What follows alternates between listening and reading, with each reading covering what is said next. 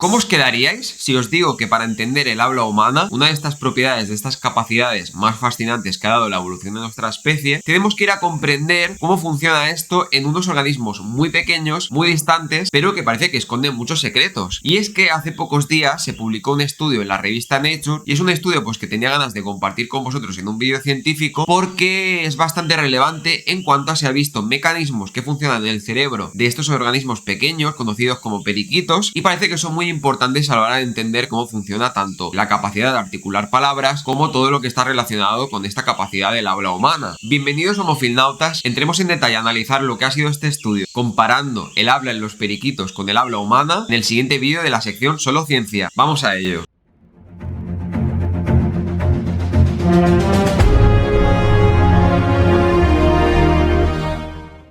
El habla humana es uno de esos procesos más complejos que ocurre en nuestro cerebro, del funcionamiento de nuestro cerebro, y es que se han hecho determinados estudios durante el tiempo, muchos estudios, con tal de investigar el origen del funcionamiento de este habla desde el cerebro, para ver si realmente es algo exclusivo de los humanos o puede haber mecanismos que podamos comparar con otros organismos, con otras especies, y nos sirvan para entender un poco mejor cómo es el funcionamiento de todo este proceso. Aún así, recientemente se han monitorizado diferentes animales, diferentes organismos, que se conoce que pues tienen esta capacidad como de imitar el habla humana o de producir pues pequeños sonidos en la articulación, pequeños sonidos bastante flexibles que dan a entender que puede haber todo un procesado en el cerebro de la articulación de estos sonidos que acerque mucho estos organismos a algo similar a lo que pasa en el habla humana. Y se ha hecho un rastreo, una monitorización de qué es exactamente en las diferentes regiones del cerebro de estos organismos, de estos animales, para ver qué es lo que está exactamente ocurriendo en este proceso de articulación de palabras. Interesantemente, en estos organismos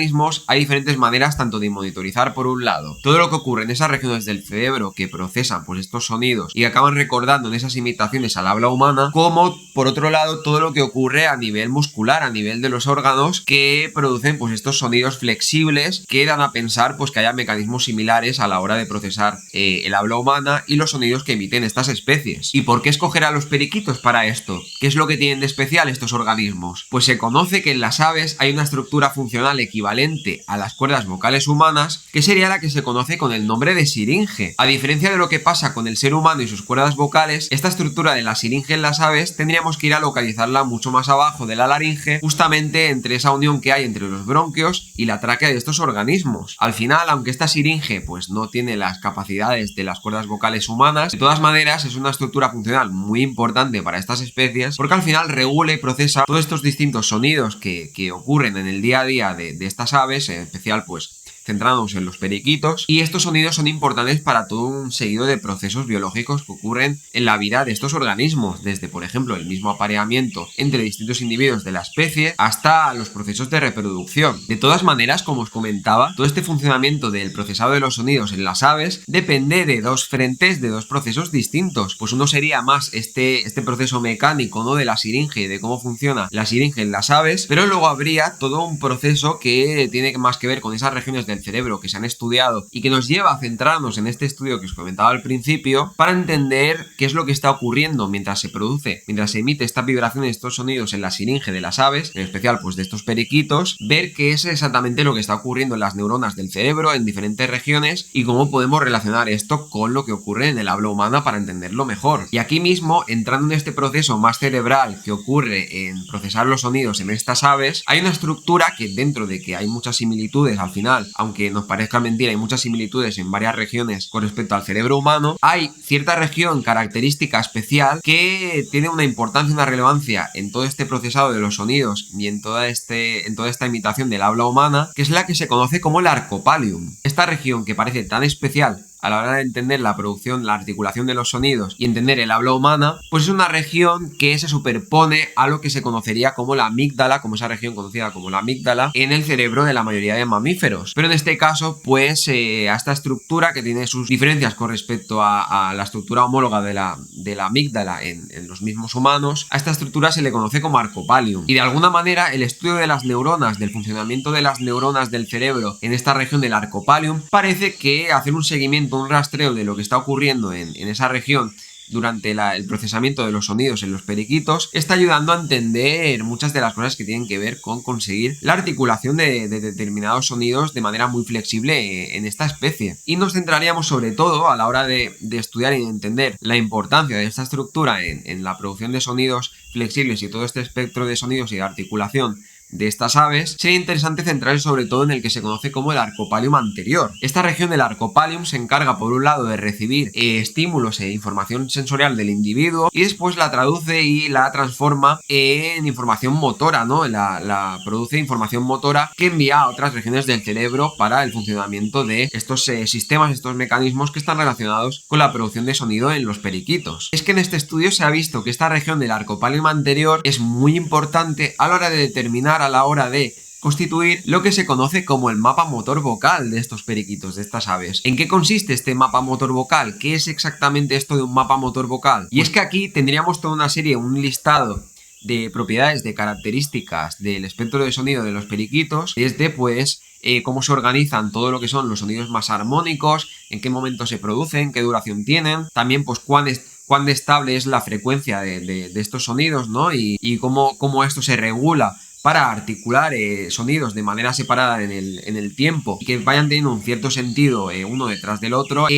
hasta llegar a poder hacer cosas como imitar el habla humana en el caso de estos organismos, para dar un cierto sentido, espaciándolas en el tiempo y dando lugar a la articulación de distintos sonidos con un cierto orden. Pero sin duda lo más sorprendente y lo más interesante de todo esto es que parece ser que en ese espectro de sonidos tan flexible del periquito y a la hora pues de dar sentido a la consecución de diferentes sonidos del periquito, hay como ciertas neuronas del sistema que estábamos hablando que produce este mapa motor vocal de esta arcopalium anterior del cerebro de los periquitos, que mientras que por un lado hay ciertas neuronas que no todas van al son, sino que mientras unas se activan, unas funcionan más cuando se producen,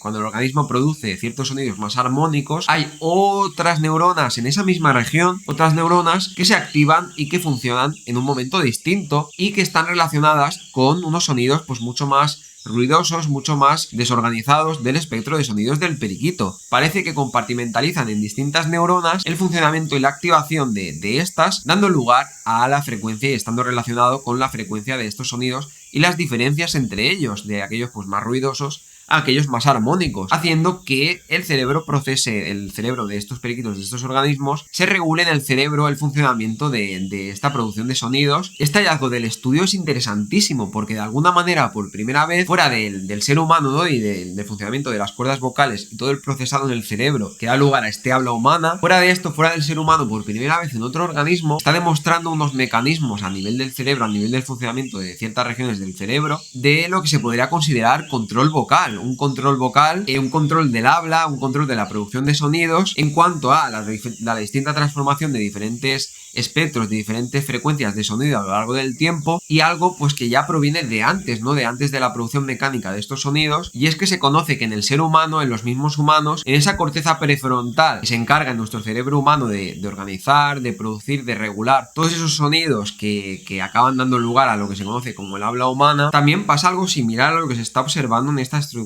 del arcopalium en los periquitos. Y es que parece ser pues que, por ejemplo, a diferencia de esos ruidos a lo mejor más armónicos, esos sonidos más armónicos, como por ejemplo cuando en la producción del habla humana se producen muchas vocales seguidas, se utiliza el sonido de las vocales, esto está controlado, parece que está controlado en los humanos, y esto ya se sabe, por ciertos comandos cerebrales, ciertos comandos dentro de esa corteza prefrontal, que son totalmente distintos, que no tienen nada que ver con los que producen las consonantes, los sonidos pues más relacionados con las consonantes. Y hay como ese ligamen, ¿no? Como esa unión entre el tipo de sonido mecánico y las características y las propiedades que tiene en el ser humano y en el habla humana, con el mecanismo exacto, el comando exacto que utiliza el cerebro y esa región del cerebro para producir este sonido. Hay como una relación ahí que se está encontrando en este arcopalium, convirtiendo a los periquitos, a estos organismos, en un organismo esencial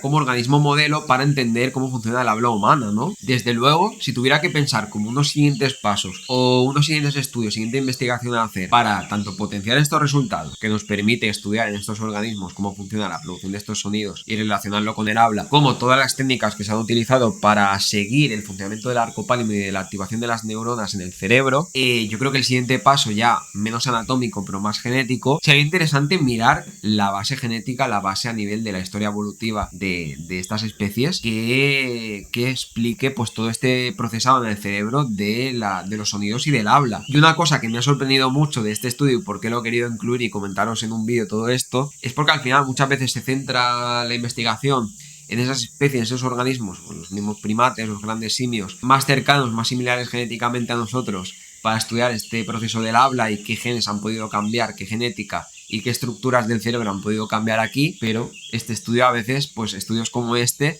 que al final ha sido muy bien publicado, te abren la mente en cuanto a que aunque haya especies muy distintas a nosotros, muy distantes en el tiempo, en la evolución, compartan paralelismos a nivel de especialización, estas mismas neuronas del cerebro a nivel de especificidad más grandes de lo que pensamos en cuanto a similitud con nuestras estructuras del cerebro. Pues nada, Moffinautas, hasta aquí el vídeo de hoy de la sección Solo Ciencia. Tenía ganas de compartiros esta noticia porque me parece muy interesante, muy curiosa. Al final tengo este background dentro de la genética del mundo animal y me pareció que era un artículo que, ya digo, se ha publicado en la revista Nature, que se le está dando mucho prestigio a este hallazgo y que creo que era un tema que no había tocado y me apetecía compartir con vosotros en un vídeo así más científico. Espero que hayáis aprendido un poco más de cómo funciona esta región del cerebro, qué es, cómo se produce el habla, estos sonidos y por qué puede ser interesante ver otros organismos modelos como estos periquitos. Pues ya sabéis, si os ha gustado el vídeo, dadle like. Si tenéis preguntas, dudas o queréis saber incluso un poco más de este estudio, que os dejaré pues en la descripción como siempre, pues no dudéis en dejarme en los comentarios todas estas dudas y preguntas y estaré encantado de responderlas. Ya sabéis, aquí hablamos de todo esto, críticas de cine, curiosidades, análisis temáticos y demás. Nos vemos en el siguiente vídeo. ¡Hasta luego!